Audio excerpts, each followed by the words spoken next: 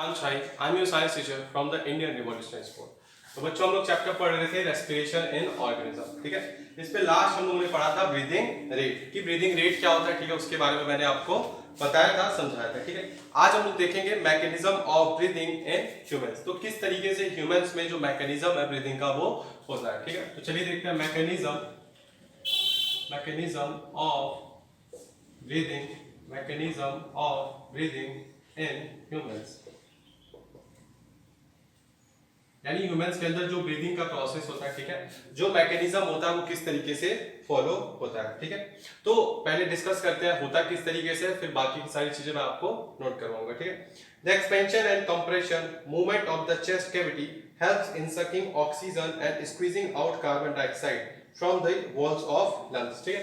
तो बेसिकली हम लोग जब ब्रीदिंग करते हैं, ठीक है, तो हम लोग ऑक्सीजन को क्या करते हैं, सक करते हैं, मींस ऑक्सीजन हमारे अंदर जाता है, ठीक है। और फिर हम लोग क्या करते हैं, कार्बन डाइऑक्साइड को क्या करते हैं, स्निच आउट करते हैं, ठीक है। कार्बन डाइऑक्साइड को क्या करते हैं, स्क्वीज करके आउट कर देते हैं, ठीक है। तो इसमें हमारे बॉडी के अंदर जो हमारा चेस्ट कैविटी है उसमें क्या होता है, कंप्रेशन होता है, ठीक है, एक तरह का मूवमेंट होता है।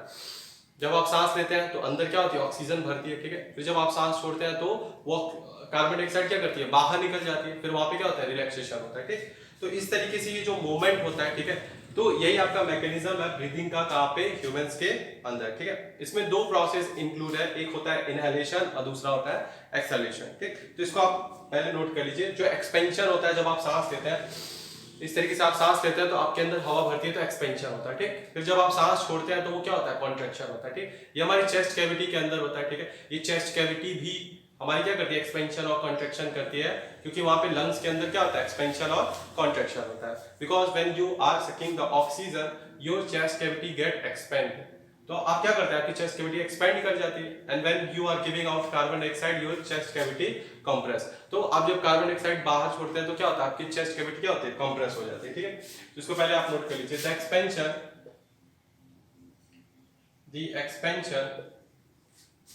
And compression, the expansion and compression movement of the chest cavity, movement of the chest cavity, movement of the chest cavity, the movement of the chest cavity helps in sucking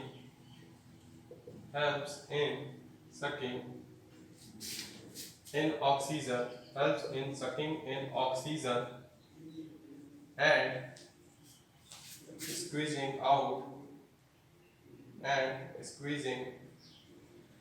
out carbon dioxide from the walls of the lung, from the walls of the lungs, ठीक है। तो ये mechanism होता है breathing का, ठीक है, कहाँ पे, ह्यूमंस के अंदर। क्या होता है, एक्सपेंशन होता है और कंप्रेशन होता है, ठीक है। आपके चेस्ट कैविटी का मूवमेंट होता है, ठीक है, जिसपे आप क्या करते हैं, ऑक्सीजन को सक करते हैं, ठीक है, और कार्बन डाइऑक्साइड को क्या करते हैं, स्क्वीज आउट करते हैं, कहाँ से, अपने लंग्स से, ठीक है। मैंने बताया कि यहाँ पे दो प्रोसेस इंक्लूड होते हैं, ठीक है, एक होता है इनहेलेशन और एक होता है एक्सहेलेशन, ठीक है। तो दो प्रोसेस होते हैं, इनहेलेशन एंड एक्सहेलेशन। क्या होता है, इनहेलेशन होता है और एक्सहेलेशन होता है, ठीक। तो चलिए देखते हैं इनहेलेशन क्या होता है और एक्सहेलेशन क्या होता है। इनहेलेशन का मतलब होता है टेकिंग इन ऑक्सीजन, ठीक। और एक्सहेलेशन का मतलब होता है गिविंग आउट कार्बन डाइऑक्साइड, ठीक है। तो इनहेलेशन का मतलब कि ऑक्सीजन का अंदर जाना, ठीक है, ऑक्सीजन को इनहेल करना, ठीक है। और एक्सहेलेशन का मतलब क्या होता है, गिविंग आउट कार्बन डाइऑक्साइड, ठीक है। तो इनहेलेशन में क्या होता है, ठीक है, और एक्सहेलेशन में क्या होता है, इसको चलिए समझते हैं, ठीक है। जब आप इनहेल करते हैं तब आपके जो रिब्स होते हैं वो अपर साइड में क्या करते हैं, मूव करते हैं और आउटवर्ड, ठीक है। जो आपका रिब है, ठीक है, जो रिब केज है, जब आप सांस लेते हैं तो ये क्या करता है, अप मूवमेंट करता है, ठीक है, और आउटवर्ड यानी बाहर की तरफ निकलता है, ठीक। और जो डायफ्राम है आपका, जो मस्कुलर सीट है जिसपे आपका रिब केज क्या होता है, जिसका बेस जो फ्लोर है डायफ्राम, वो क्या करता है, डाउनवर्ड मूवमेंट करता है, ठीक है। जिसको आप नोट कर लीजिए। The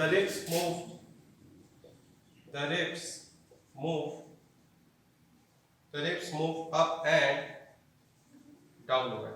Sorry, the ribs move up and outward. आपकी जो रिब्स होती है वो क्या करती है, ऊपर की तरफ मूव करती है और आउटवर्ड यानी बाहर की तरफ, ठीक है। और जो डायफ्राम होता है वो क्या करता है, डायफ्राम मूव्स डाउन। और जो आपका डायफ्राम है वो क्या करता है, डाउन यानी नीचे की तरफ क्या करता है, मूव करता है, ठीक। तो इस तरीके से इनहेलेशन में क्या होता है, जब आप ऑक्सीजन लेते हैं जो आपकी लिप्स है वो अपर साइड पे जाती है, ठीक है, और बाहर की तरफ निकलती है। आप जब सांस लेते हैं तो आपने एक्सपीरियंस क्या होगा, इस तरीके से सांस लेते हैं तो आपकी लिप्स अपर साइड पे जाती है और बाहर की तरफ क्या करती है, निकलती है, ठीक। और जो डायफ्राम है, जो मस्कुलर शीट है जिसके ऊपर आपका पूरा रिबकेज क्या है, बेस्ड है, वो क्या करता है, डाउनवर्ड साइड मूवमेंट करता है, ठीक। और इसी तरीके से जब आप एक्सहेलेशन करते हैं, ठीक है, तो जो आपकी लिप्स है वो क्या करती है, डाउन मूव करती है और इनवर्ड्स, यानी आपकी जो लिप्स है वो नीचे की तरफ जाती है और अंदर की तरफ। जब आप सांस छोड़ते हैं तो क्या होता है, आपकी जो लिप्स है वो अंदर की तरफ इनवर्ड जाती है और डाउन जाती है, और डायफ्राम क्या करता है, ऊपर की तरफ मूव करता है, ठीक है। The lips move down, the lips move down and inwards, the lips moves down and inwards, ठीक है। और जो डायफ्राम होता है, the diaphragm moves up, the diaphragm moves up, ठीक है। और जो आपका डायफ्राम है वो क्या करता है, ऊपर की तरफ मूव करता है, ठीक है। तो जब आप सांस छोड़ते हैं आपके लिप्स क्या करते हैं, अंदर जाते हैं, ठीक है, डाउनवर्ड जाते हैं, और जो आपका डायफ्राम है वो ऊपर की तरफ मूवमेंट करता है, ठीक है। तो जब आप सांस लेते हैं, ठीक है, तो क्या होता है, एक्सपेंशन होता है, ठीक है। और जब आप सांस छोड़ते हैं तो क्या होता है, कॉन्ट्रैक्शन होता है, ठीक है। तो इस तरीके से जो होता है इनहेलेशन और एक्सहेलेशन का प्रोसेस होता है, ठीक है। सबसे पहले इनहेलेशन में जब आप सांस लेते हैं तो क्या होता है, space in our chest cavity increases and air rushes into the lungs. जो जब आप रिब्स आप क्या करते हैं, ऊपर की तरफ मूव करते हैं, आउटवर्ड मूव करता है, ठीक है, डायफ्राम नीचे की तरफ, तो जो वहाँ पे स्पेस बनता है, ठीक है, जो स्पेस वहाँ पे कैविटी खाली होती है, ठीक है, जो जगह बनती है वहाँ पे क्या होता है, एयर जो होता है, ऑक्सीजन रिच एयर जो होता है वहाँ पे क्या करता है, चला जाता है, ठीक है। तो जो आपकी लंग्स है वो किससे फिल्ड हो जाती है, ऑक्सीजन से, और वो कैसी हो जाती है, इन्फ्लेट हो जाती है, यानी कैसी होती है, साइज में बड़ी हो जाती है, ठीक। फिर जब आप सांस छोड़ते हैं, ठीक है, जब आप सांस छोड़ते हैं तो हिप्स क्या करती है, डाउनवर्ड मूवमेंट करती है, अंदर की तरफ मूवमेंट करती है, ठीक है, डायफ्राम के ऊपर, तो वहाँ पे जो कैविटी बनी थी, ठीक है, जो खाली जगह बनी थी वो रिड्यूस हो जाती है, साइज छोटी हो जाती है, ठीक है। इसकी वजह से जो भी एयर था वो क्या करता है, बाहर की तरफ पुल्ड आउट हो जाता है, बाहर की तरफ क्या होता है, निकल जाता है, जिससे आप क्या करते हैं, एक्सहेलेशन करते हैं, ठीक। तो ये आपका था mechanism of breathing in humans. तो एक बार फिर से देखते हैं। सबसे पहले हम लोग क्या करते हैं, the expansion and compression movement of the chest cavity helps in sucking in oxygen and squeezing out carbon dioxide from the walls of the lungs, ठीक है।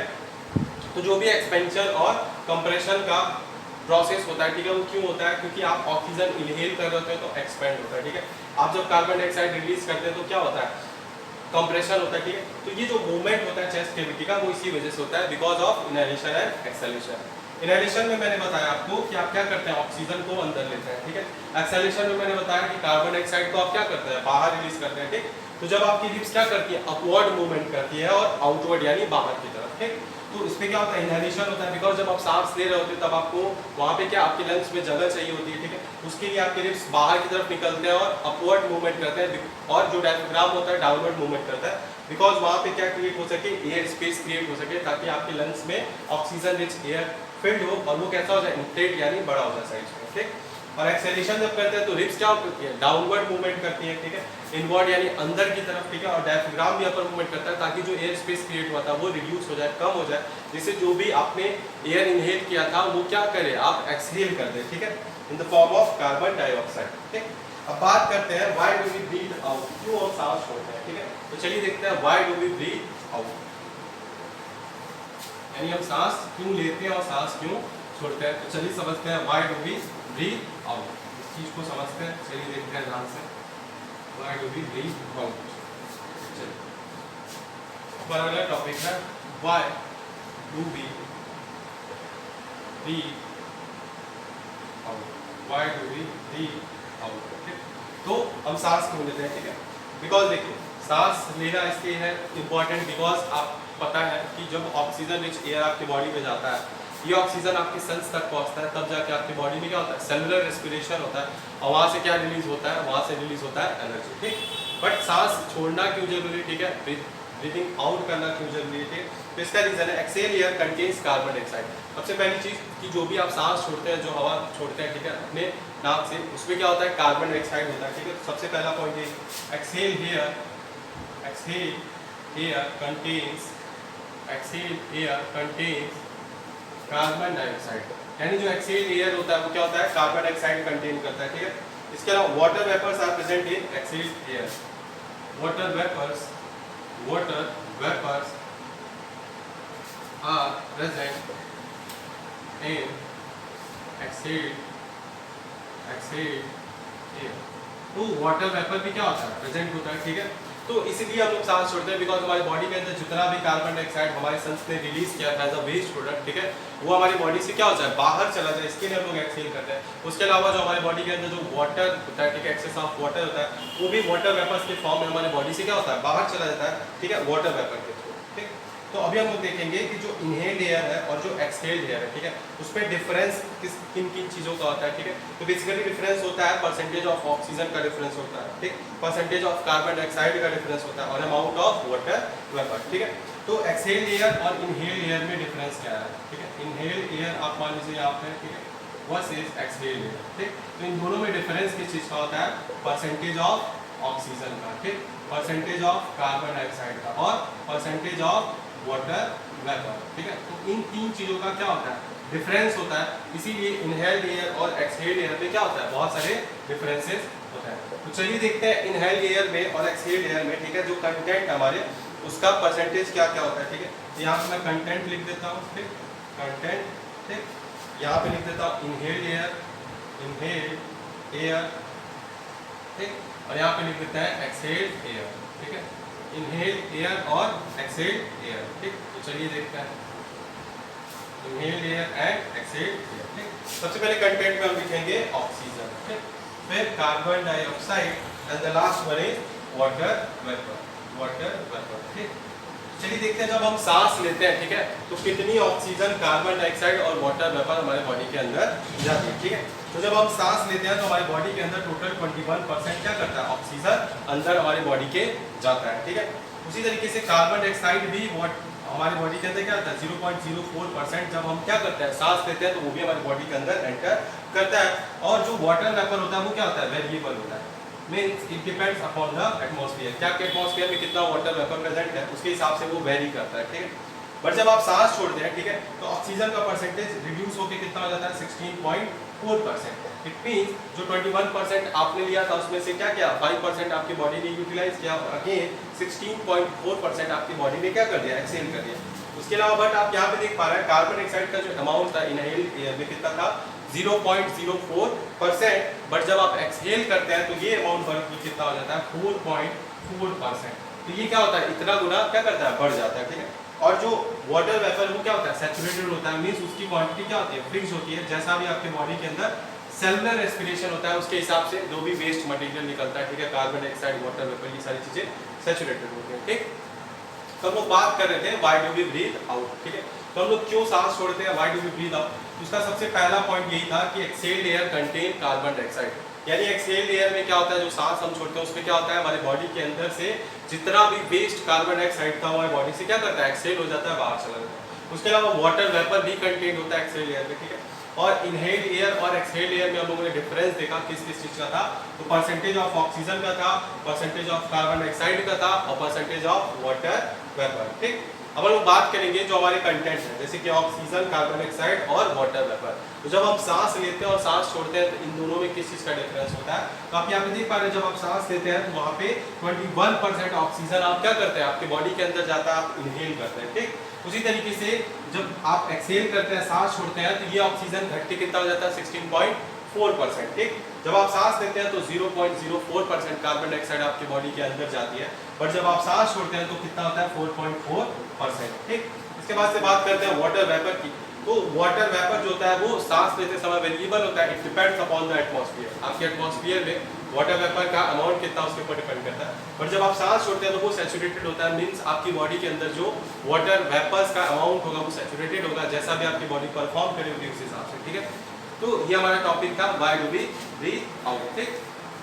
अब हम अपने अगले टॉपिक की तरफ चलते हैं, जो कि हमारा क्या, ब्रीदिंग इन अदर एनिमल्स। ठीक है, तो ब्रीदिंग इन ह्यूमन बींग्स का टॉपिक जो था, ठीक है, टोटल हम लोगों ने कवर कर लिया, वो खत्म हो चुका है। ठीक है, अब हम लोग बात करेंगे किसकी, ब्रीदिंग इन अदर एनिमल्स। ठीक है, कि बाकी के जो अदर एनिमल्स है उनके अंदर, बॉडी के अंदर, ठीक है, किस तरीके से जो रेस्पिरेशन का प्रोसेस है वो होता है। ठीक है, ह्यूमन बींग का जो टॉपिक था वो टोटली क्या हो चुका है, खत्म हो चुका है। तो चलिए देखते हैं बाकी के जो अदर एनिमल्स हैं वो किस तरीके से रेस्पिरेशन का प्रोसेस करते हैं। ठीक है, तो चलिए देखते हैं अपने नए टॉपिक को।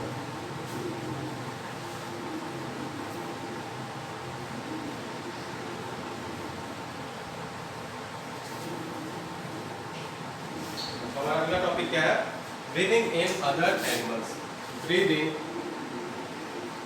In other, breathing in other animals, breathing in other animals, यानी बाकी के अदर एनिमल्स में, ठीक है, जानवरों में किस तरीके से ब्रीदिंग का प्रोसेस होता है, किस तरीके से रेस्पिरेशन का प्रोसेस होता है। ठीक है, तो सबसे पहली चीज की डिफरेंट ऑर्गेनिजम्स के पास क्या होता है, डिफरेंट तरीके होते हैं किस चीज करने के लिए, ब्रीदिंग करने के लिए। ठीक है, तो अलग अलग मेथड्स का एप्लीकेशन है। ठीक है, अलग अलग ऑर्गेनिजम्स की बॉडी में। ठीक है, कुछ ऑर्गेनिज्म जैसे कि अमीबा जो होती है, ठीक है, उनके पास एक सिंपल सा मेथड होता है डिफ्यूजन प्रोसेस का। ठीक है, वो अपने बॉडी के सरफेस के थ्रू क्या करते हैं, डिफ्यूजन ऑफ गैसेस कर लेते हैं। ठीक है, तो कोई भी स्पेशल ऑर्गन नहीं होता जैसे कि ह्यूमंस के अंदर होता है। ठीक, बट कुछ एनिमल्स ऐसे भी हैं जिनके अंदर प्रॉपर क्या होते हैं, ऑर्गन्स होते हैं। ठीक है, जैसे लंग्स होते हैं एनिमल्स की बॉडी के अंदर, जैसे ह्यूमंस होता है। For example cow, goat, dog, frog etcetera. तो ये कुछ ऐसे ऑर्गेनिजम्स हैं, कुछ ऐसे एनिमल्स हैं जिनकी बॉडी के अंदर प्रॉपर क्या होते हैं, ऑर्गन्स होते हैं फॉर ब्रीदिंग। ठीक है, बट कुछ ऐसे भी ऑर्गेनिजम्स हैं जिनके अंदर, बॉडी के अंदर लंग्स तो नहीं होते हैं, उसकी जगह पे क्या होते हैं, अदर ऑर्गन्स होते हैं या अदर मेथड्स होते हैं ब्रीदिंग करने के लिए। ठीक है, जैसे जो ब्रीदिंग कॉकरोचेज में, अर्थवॉर्म में, फ्रॉग में, एक्वेटिक एनिमल्स में, फिश में, ठीक है, वो क्या थोड़ा सा डिफरेंट है हमारे बाकी के अदर ऑर्गेनिजम्स में। ठीक, तो यही सारी चीजें हम लोगों को क्या करना है, डिस्कस करना है। तो first of all you will note what I will write on the book. ठीक है, तो जो भी चीजें मैं लिख रहा हूँ उसको आप नोट कर लीजिए, उसके बाद मैं चीजों को एक्सप्लेन करता हूँ। ठीक है, तो सबसे पहले मैंने बोला different organisms, different organisms have different organisms have different organisms have different methods of breathing. Different organisms have different methods of breathing. ठीक है, तो अलग अलग ऑर्गेनिजम्स के पास क्या है, अलग अलग मेथड्स है किसके, ब्रीदिंग के। ठीक है, in organisms like amoeba, in organisms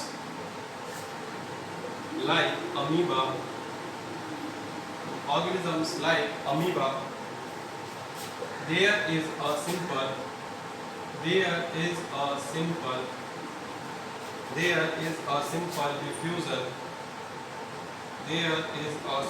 diffusion of gases through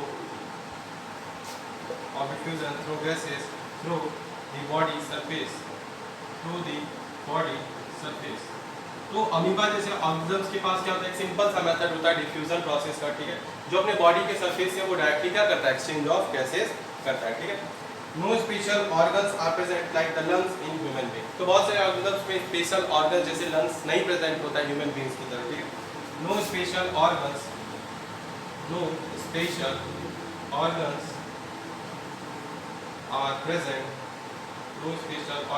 are present like the lungs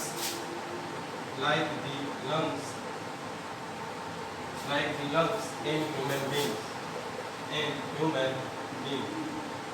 तो ह्यूमन बीइंग्स की तरह स्पेशल कोई ऑर्गन डेवलप नहीं होता है ऐसे ऑर्गेनिजम्स में। ठीक है, बट कुछ ऐसे भी ऑर्गेनिजम्स हैं जिनके पास प्रॉपर क्या होते हैं, लंग्स होते हैं। ठीक है, तो ऐसे ऑर्गेनिजम्स के मैं नाम लिख देता हूँ। लंग्स कौन कौन से ऑर्गेनिजम्स के पास होता है, ठीक है, तो डायरेक्टली आप यहाँ पे लिख सकते हैं, काऊ है, ठीक, गोट, डॉग, फ्रॉग एसेट्रा। ठीक, तो ये कुछ ऐसे ऑर्गेनिजम्स हैं जिनके बॉडी के अंदर क्या होता है, प्रॉपर लंग्स होते हैं ह्यूमन बीइंग्स की तरह for inhaling and exhaling air. ठीक है, तो एक्सचेंज ऑफ गैसेस करने के लिए इनके पास बॉडी पास क्या होते हैं, प्रॉपर लंग्स होते हैं। ठीक है, बट कुछ ऐसे भी ऑर्गेनिजम्स हैं जिनके पास लंग्स नहीं होते हैं, उनके ब्रीदिंग मेथड्स क्या होते हैं, अलग होते हैं। जैसे कि cockroaches, earthworm, frog, and aquatic animals,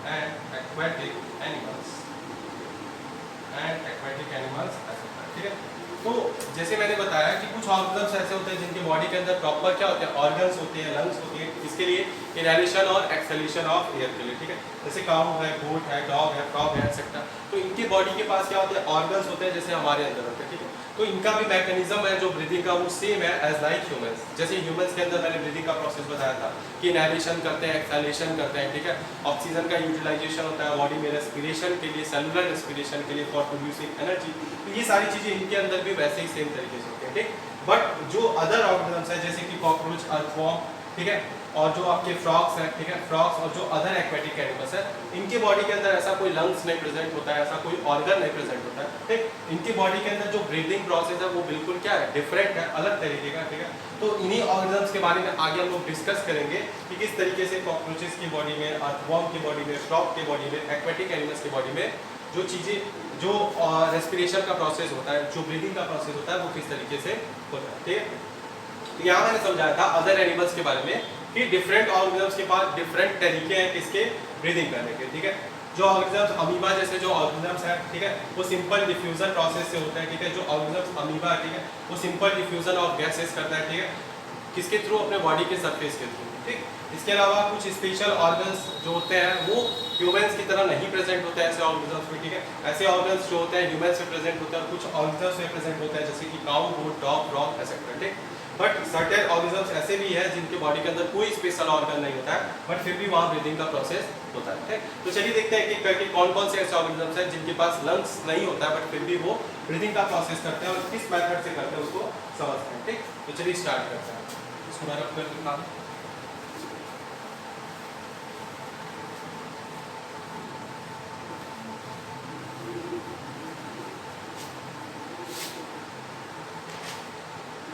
तो देखते हैं, सबसे पहले तो देखेंगे breathing in cockroaches. Breathing in cockroaches, ठीक है। सबसे पहले कॉकरोचेस की बात करेंगे कि किस तरीके से, ठीक है, कॉकरोचेस की बॉडी में क्या होता है, ब्रीदिंग होता है, ठीक है। तो जो कॉकरोचेस होते हैं, ठीक है, और जो अदर कॉकरोच की तरह जो इंसेक्ट्स होते हैं, ठीक है, उनके बॉडी के पास क्या होता है कि स्मॉल ओपनिंग्स होती है, ठीक है, जो उनके साइड ऑफ द बॉडी, मतलब उनके बॉडी के साइड बाई साइड में क्या होता है, प्रेजेंट होता है, ठीक है। इनको हम लोग क्या कहते हैं, स्पाइरिकल्स कहते हैं। स्मॉल ओपनिंग्स होता है स्पाइरिकल्स, इसी के थ्रू ये क्या करते हैं, सांस लेते हैं, ठीक है। In cockroaches and other insects, oxygen is taken inside the body through small openings, ठीक है। तो ऐसे ऑर्गेनिजम्स के अंदर, कॉकरोचेस के अंदर, ठीक है, जो अदर इंसेक्ट्स हैं, तो उनके बॉडी के साइड में क्या होती है, स्मॉल ओपनिंग्स होते हैं, छोटे छोटे क्या होते हैं, छेद होते हैं, जिसके थ्रू ये क्या करते हैं, ऑक्सीजन को इनहेल करते हैं, ठीक है, उनके बॉडी के अंदर। तो इन छोटे ओपनिंग्स को हम लोग क्या कहते हैं, स्पाइरिकल्स कहते हैं, ठीक है। क्या कहते हैं, स्पाइरिकल्स, ठीक।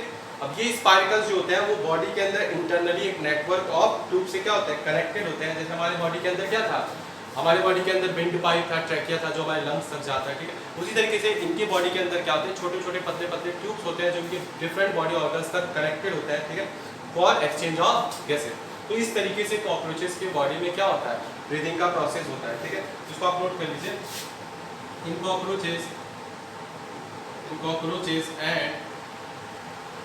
and other insects, in cockroaches and other insects,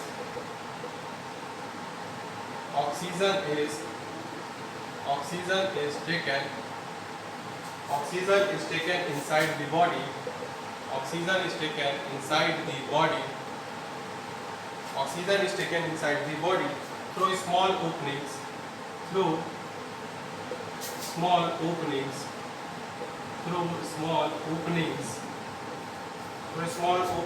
present on the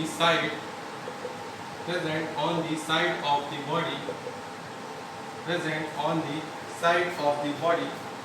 These openings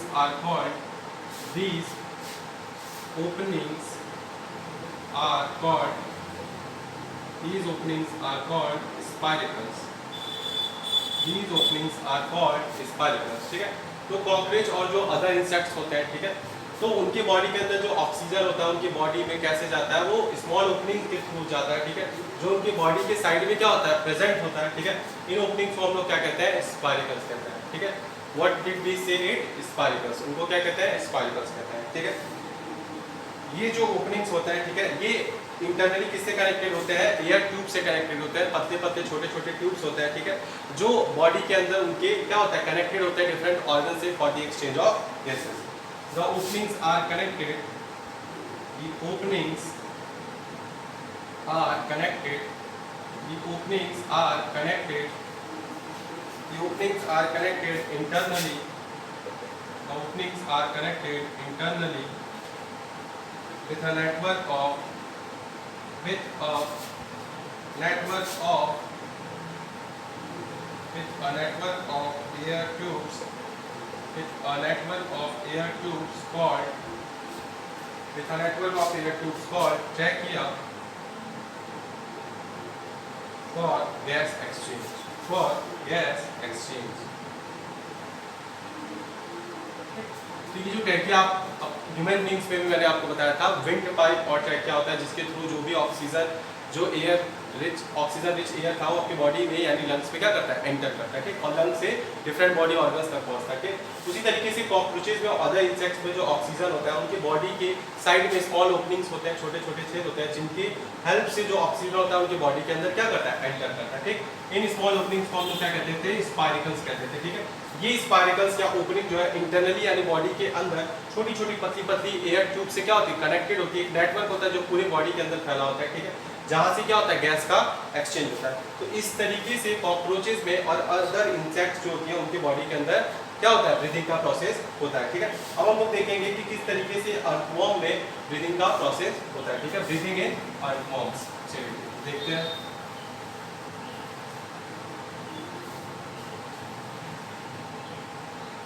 breathing in earthworms, breathing in earthworms, ठीक।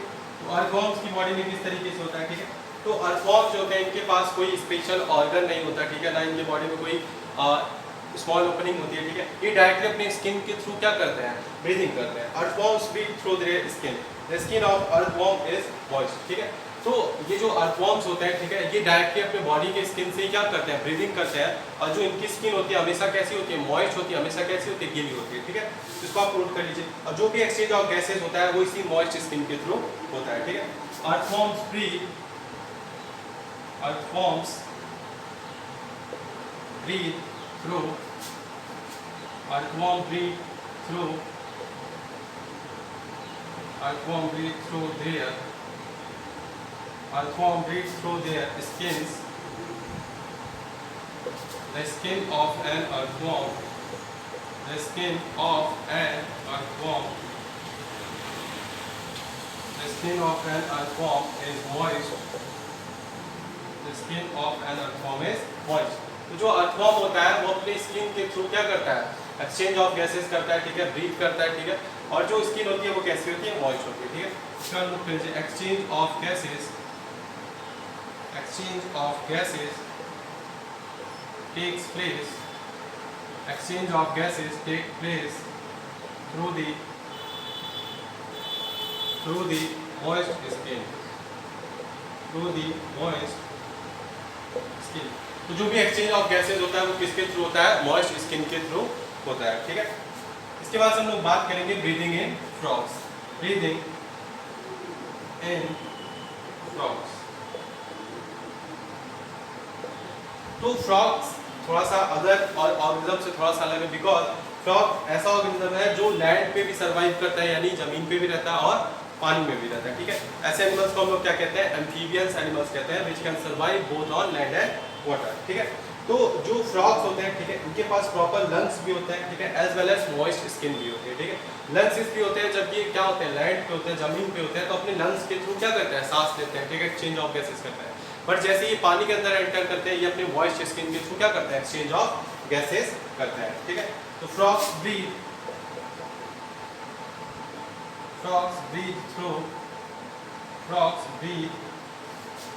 Through, frogs breathe through lungs as well as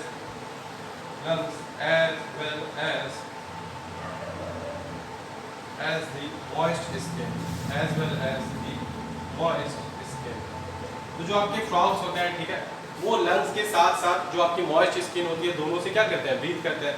जब वो लैंड पे होते हैं यानी जमीन पे होते हैं तो अपने लंग्स के हेल्प से एक्सचेंज ऑफ गैसेस करते हैं, और जैसे वो पानी के अंदर एंटर करते हैं अपने मॉइस्ट स्किन के थ्रू क्या करता है, एक्सचेंज ऑफ गैसेस करते हैं, ठीक है। On land a frog breathes through its nostrils and air finally reaches the lungs as in human being, when in water it breathes through moist skin, ठीक। तो आप इसको सीधे ऐसे लिख सकते हैं कि जब लैंड पे रहता है तो किसके थ्रू, अपने नॉस्ट्रिल्स के थ्रू क्या करता है, ब्रीथ करता है, जो कहाँ पे जाता है, एयर इसके लंग्स में जाता है, ठीक। तो इस तरीके से ये परफॉर्म करता है ब्रीदिंग, और जैसे ही ये वाटर में जाता है, ठीक, ये क्या करता है, अपने मॉइस्ट स्किन के थ्रू क्या करता है, मॉइस्ट स्किन के थ्रू क्या करता है, ब्रीथ करता है। कौन, हमारा फ्रॉग। तो फ्रॉग एक ऐसा ऑर्गेनिज्म है जो एम्फीबियन है, which can survive both on land and water. तो ये लैंड और वाटर दोनों पे क्या कर सकता है, सर्वाइव कर सकता है, ठीक। इसीलिए इसके पास जो ब्रीदिंग का प्रोसेस है या मैकेनिज्म है वो थोड़ा सा क्या है, डिफरेंट है बाकी अदर ऑर्गेनिज्म से, ठीक। इसके बाद से हम लास्ट ऑर्गेनिज्म को देखेंगे जो कि हमारा क्या है, फिश और बाकी के एक्वेटिक एनिमल्स, ठीक। इसके बाद हम लोग देखेंगे ब्रीदिंग इन फिश, किस तरीके से फिश जो है वो वाटर के अंदर, ठीक है, वाटर के इनसाइड क्या करती है, ब्रीदिंग करती है, ठीक। उसका प्रोसेस क्या है, चलिए देखते हैं। Breathing in fish, breathing in fish, ठीक। तो फिश के अंदर किस तरीके से ब्रीदिंग का प्रोसेस होता है, ठीक है। चलिए उसको समझते हैं। देखिए सबसे पहले जो फिश और बाकी के अदर एक्वेटिक एनिमल्स होते हैं, ठीक है, उनके पास एक स्पेशल ऑर्गन होता है जिसको हम लोग क्या कहते हैं, गिल्स, ताकि वो पानी के अंदर क्या कर सके, सांस ले सके, ठीक। तो ये जो स्पेशल ऑर्गन्स होता है ये वाटर में डिजॉल्व ऑक्सीजन को क्या कर सकता है, सक कर सकता है, वहाँ क्या कर सकता है, एक्सचेंज कर सकता है, ठीक है। तो गिल्स क्या करते हैं, जो भी डिजॉल्व ऑक्सीजन है उसको इनहेल करने में क्या करती है, हेल्प करती है, ठीक। गिल्स जो होती है वो स्किन पे ही उसके प्रेजेंट होती है, बॉडी के सरफेस पे ही होती है, ठीक है। ये एक स्किन का प्रोजेक्शन होता है, ठीक है। और इनके अंदर क्या होती है, well supplied with blood vessels, और इनके पास क्या होती है, ब्लड वेसल्स होती है, ताकि डायरेक्टली ऑक्सीजन क्या करें, ब्लड में मिक्स हो, बॉडी के ऑर्गन्स तक क्या कर जाए, पहुंच जाए, ठीक। तो यही सारी चीजें आपको नोट करनी है, ठीक है। Fish and many other animals, fish and many other aquatic animals, fish and many other aquatic animals, fish and many other aquatic animals have a special organ called have a special organ called the gill, ठीक है। इसके पास एक special organ होता है जिसको हम लोग क्या कहते हैं, गिल्स कहते हैं, ठीक है। To breathe under water, to breathe under water, breathe under water. तो वाटर के अंदर क्या करने के लिए, ब्रीथ करने के लिए हम लोग किसका यूज करते हैं, गिल्स का यूज करते हैं, ठीक। इसके अलावा जो गिल्स होती है, ठीक है, उसको किस पे हेल्प करती है, वाटर में डिसॉल्व ऑक्सीजन को क्या करने में, इनहेल करने में हेल्प करती है। गिल्स हेल्प्स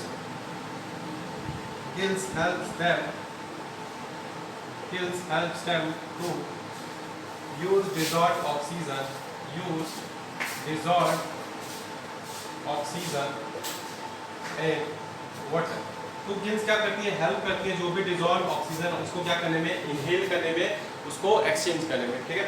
इसके अलावा गिल्स होती क्या है, gills are projections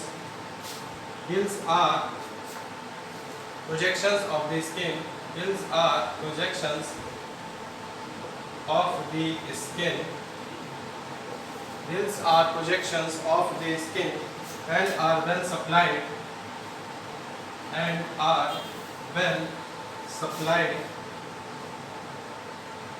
gills are projections of the skin and are well supplied with blood vessels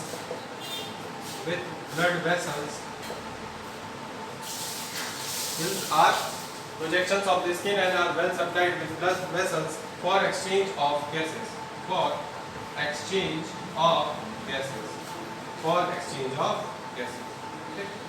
चलिए समझते हैं इसको कि जो फिश और बाकी की जो अदर एक्वेटिक एनिमल्स है, ठीक है, वो किस तरीके से एक्सचेंज ऑफ गैसेस करते हैं या किस तरीके से रेस्पिरेशन या ब्रीदिंग का प्रोसेस करते हैं। तो उनके पास एक स्पेशल ऑर्गन होता है जिसको हम लोग क्या कहते हैं, गिल्स कहते हैं, ठीक है, ताकि वो पानी के अंदर क्या कर सके, सांस सके। These are the special organs developed in fish and other aquatic animals for the breathing under water, यानी ब्रीदिंग करने के लिए पानी के अंदर के पास एक स्पेशल ऑर्गन डेवलप्ड होता है जिसको हम लोग क्या कहते हैं, गिल्स कहते हैं, ठीक है। ये गिल्स क्या हेल्प करती है, जो भी वाटर के अंदर डिसॉल्व ऑक्सीजन है उसको इनहेल करने में क्या करती है, हेल्प करती है, ठीक है।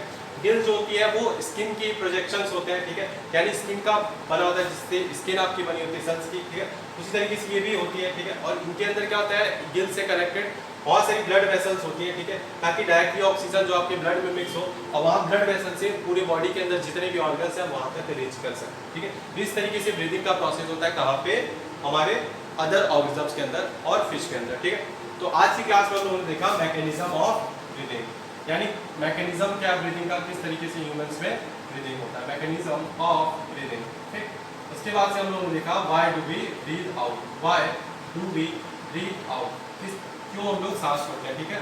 उसके बाद हम लोगों ने देखा respiration in other organism, respiration in other organism, ठीक।